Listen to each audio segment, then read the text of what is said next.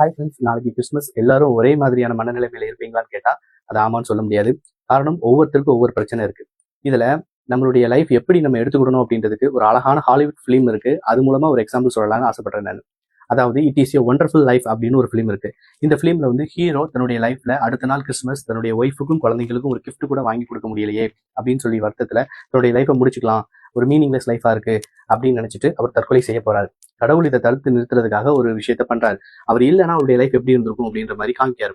அதுல அவர் இல்லாம இருந்திருந்தா சின்ன வயசுல அவரை காப்பாத்தி இருந்த அவருடைய தம்பி உயிரோட இருந்திருக்க மாட்டார். இவர் அன்பு செஞ்சு காதலிச்சு கல்யாணம் பண்ண இவரோட ஒய்ஃப் தப்பான வழிக்கு போயிருந்திருப்பாங்க. ஸோ இந்த மாதிரி முக்கியமான விஷயங்கள் எல்லாமே இவர் இருக்க போய் தான் இந்த லைஃப் இவ்வளவு பியூட்டிஃபுல்லா இருந்திருக்கு.